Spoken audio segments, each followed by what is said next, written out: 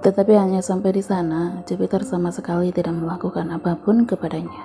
Gadis itu membuka mata, mendapati Peter yang tengah menatap bagian sensitif dari tubuhnya. Lalu, Valerie merapatkan kedua kaki. "Mandilah, bersihkan tubuhmu, dan segera temui aku setelahnya." Jupiter berdiri dari dalam bak mandi. Lelaki itu membersihkan tubuhnya sekilas. Di bawah siraman air shower tanpa menjelaskan apa yang membuatnya berhenti. Ada apa sebenarnya?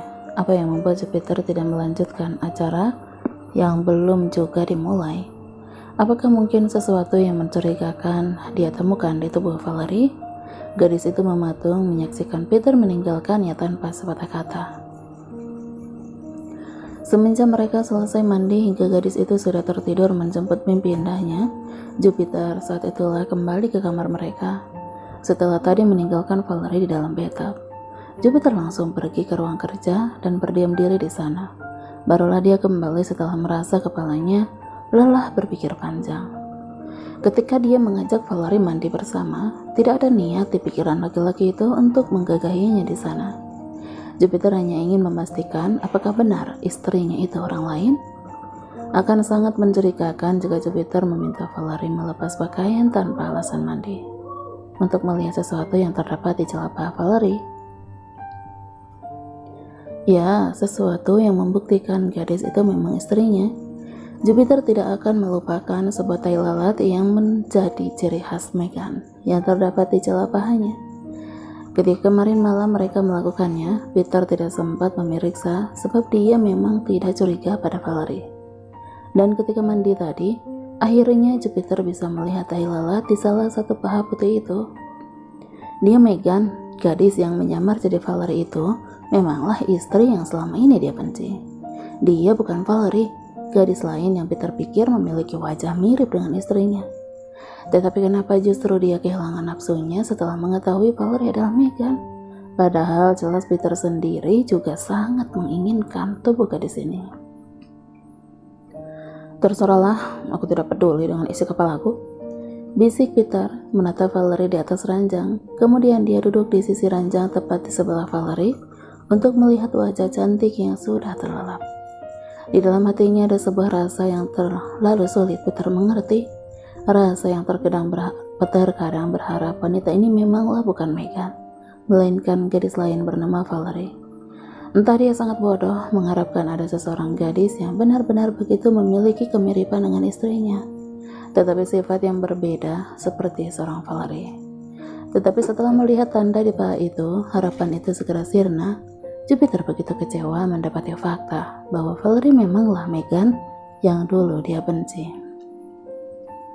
Tidak mungkin Valerie dan Meghan memiliki sama kesamaan jika mereka bukan satu orang kan? Dia mendesah pelan dengan mata yang terus tertuju ke wajah istrinya. Jika Jupiter pikir Valerie memang tertidur, jelas laki-laki itu salah. Valerie masih bangun, dia hanya berpura-pura untuk tidur ketika Peter membuka pintu tadi.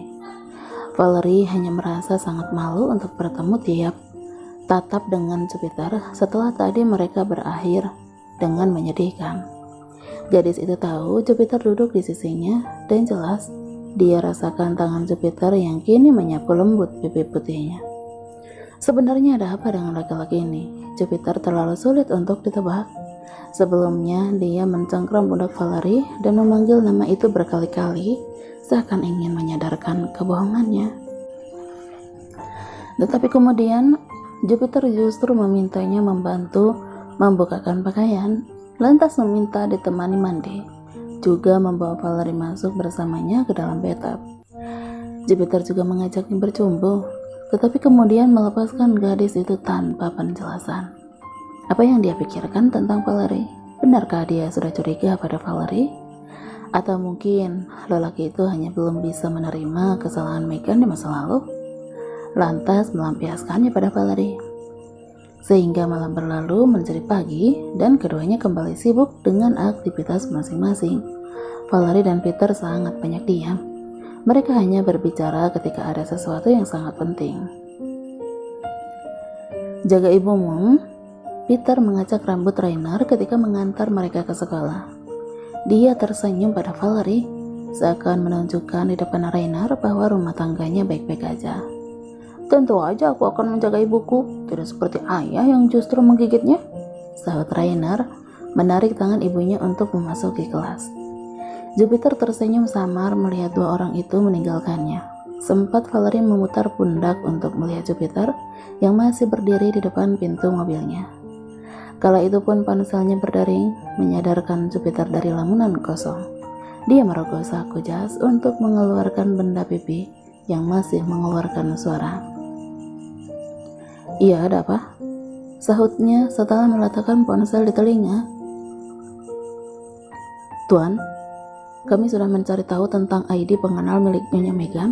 Valerie Damelja adalah nama aslinya. Tetapi ada yang aneh dengan kartu pengenal itu. Seketika jantung Jupiter seakan melompat ke tenggorokan. Dia tidak percaya dengan laporan dari anak buah suruhannya yang memberi kabar itu. Bagaimana mungkin Megan memiliki nama asli Valerie Damelja? Itu sangat tidak mungkin dipercaya. Apa maksudmu? Bagaimana bisa? Dia bilang Valerie adalah nama asli dari pemilik ID itu. Jelas-jelas wajah itu milik Megan. Tidak mungkin dia memiliki dua identitas asli yang tercatat di sipil. Jangan bercanda dan jelaskan apa maksud laporanmu. Nada Jupiter sedikit meninggi menyadari orang suruhannya hanya diam di ujung sana. Maaf tuan, ini sedikit rumit.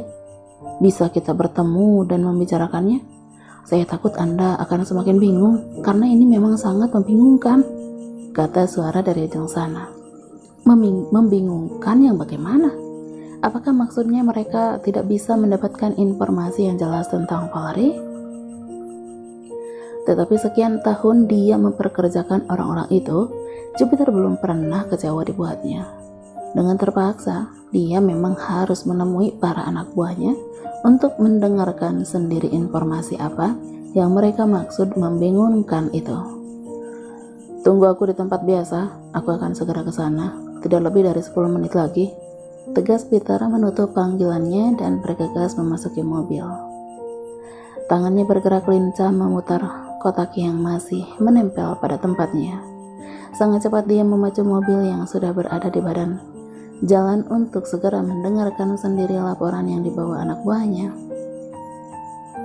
Tak sampai 10 menit seperti yang dia katakan di dalam telepon, Jupiter sudah memasuki halaman sebuah rumah yang cukup besar. Beberapa orang tengah menunggunya dan langsung membantu laki-laki itu membukakan pintu. Langkah besar Jupiter ketika memasuki sebuah ruangan khusus di dalam sana, diikuti beberapa orang dari belakang. Selamat datang tuan. Jelaskan apa maksudmu, jangan membuang waktuku di pagi hari begini. Jupiter tidak suka berbasa-basi atas sapaan dari orang-orangnya. Dia hanya ingin mendengar kabar yang katanya membingungkan itu. Maaf, silahkan Anda melihat ini. Sebuah foto disodorkan laki-laki bertubuh tinggi itu yang lantas disambut oleh Jupiter. Lelaki itu mengerutkan kening, merasa pernah melihat wajah di dalam foto. Menurut orang-orang yang tinggal di sekitar alamat di ID pengenal itu, orang di gambar ini adalah gadis bernama Valerie Damelja. Mereka tidak mengenal wajah Nyonya Megan ketika kami menunjukkan foto beliau.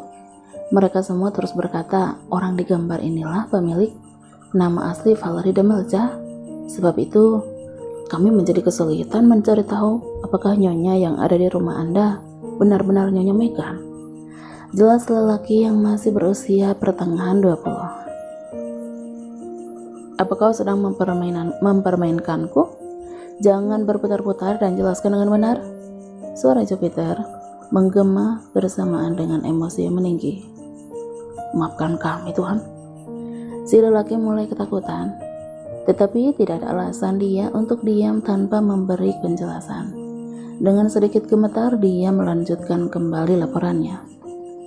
Kesimpulan dari pencarian kami, Nyonya Megan memakai nama dan alamat milik seorang bernama Valerie Damelja, dan gadis bernama Valerie itu adalah orang yang ada di gambar ini.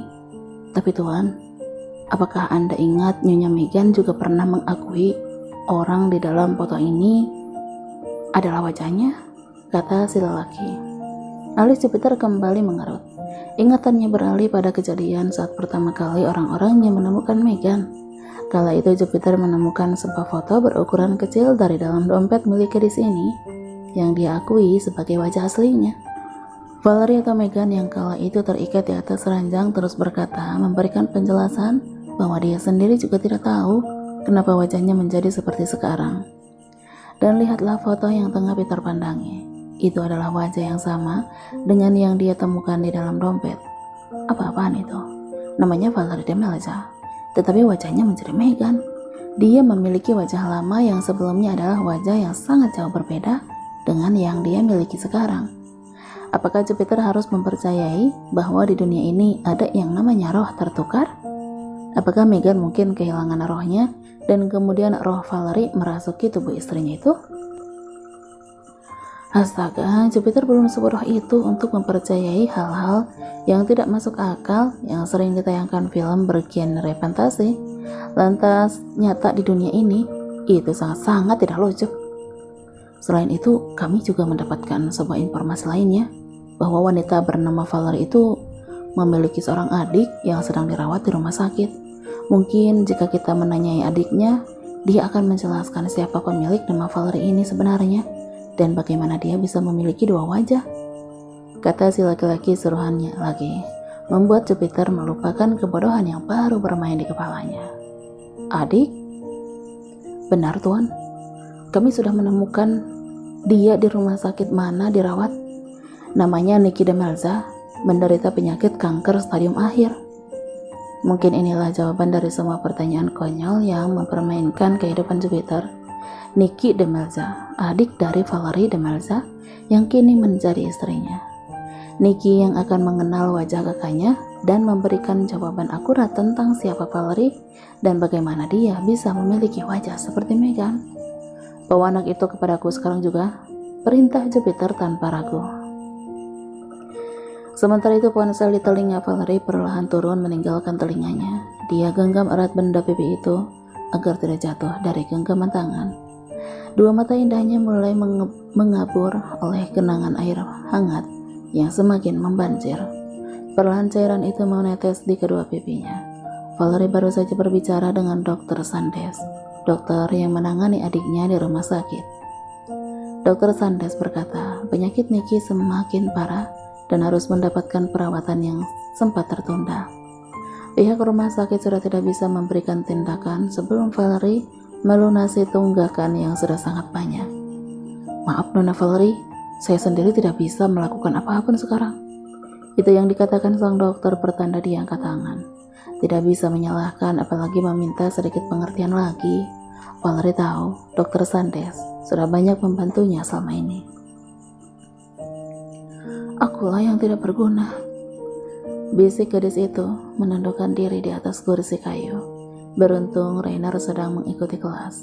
Jika tidak, anak itu pasti akan bertanya apa yang membuat ibunya menangis. Bagaimana dia akan mendapatkan uang? Nikki akan semakin parah jika terus dibiarkan. Sedangkan Jupiter, laki-laki itu belum juga memberikan uang yang Valerie minta sejak 2 minggu yang lalu. Jika Valerie mendesak, bukankah Peter akan menjadi curiga? Sedangkan lelaki itu sudah mencukupi segala yang dia perlukan. Tapi aku harus mencoba. Aku tidak bisa hanya diam seperti ini. Gumamnya berbicara pada diri sendiri.